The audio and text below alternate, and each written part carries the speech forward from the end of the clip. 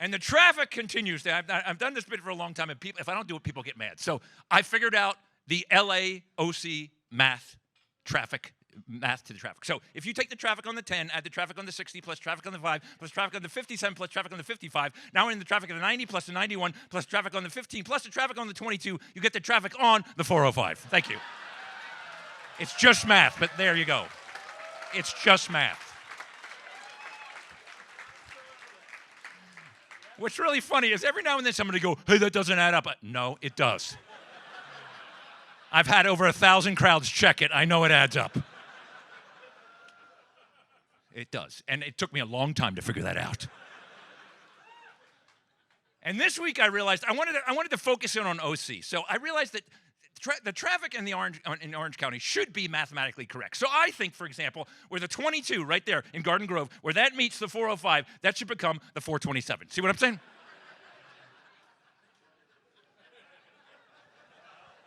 Okay, how about this? The 605 meets the 405, that should be the 1105, right? Here'd be an interesting one. Oh, right there, I always hate this. I'm on the 73, I'm driving around, all of a sudden it becomes a toll road. It should go, the side should change to this. You are now paying to drive on this road. That was my idea. And where the 5 meets the 405, right over here, that should be called infinity because you can't get there. Just turn around and go home. You're not making it. Go home, come back tomorrow. This is one of my new charts. This was in LA Times. This was the traffic per hour on the 405. Per hour at the 405. And it makes perfect sense. Like, here's rush hour, right? Gets down to below 10 miles an hour. You're down here. Then you get to lunchtime, it gets a little better. Then you get 8, 9 at night, you can go fast. And I love, you ever been on the 405 at like 2 a.m.? You can go like 90, like, oh, why isn't it like this in the middle of the day? It'd be so, if you're doing 90, you get somebody coming up your ass doing 120. But this was, and I'm like, that is a great graph. The average speed, by the way, works out to be about 32 miles an hour through the course of the day, yeah.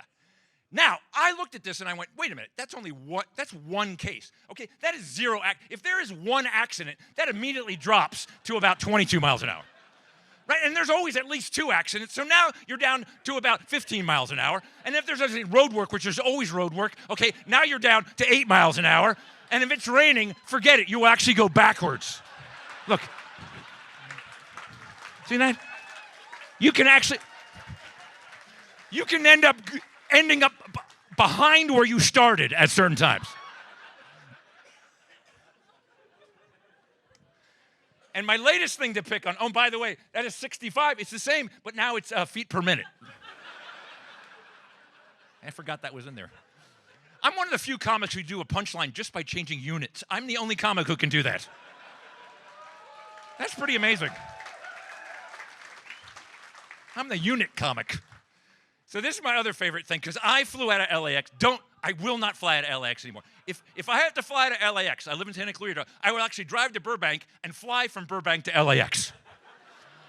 Because you do not want to try to drive to LAX. I call it the horseshoe of hell. It is horrible.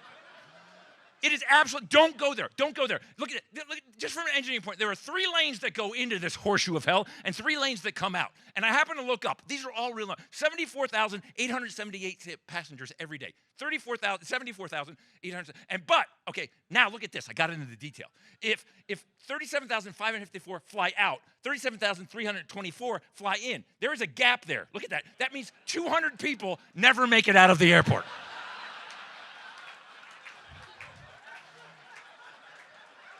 There are people just living in LAX. Don't go to LAX. That's my message.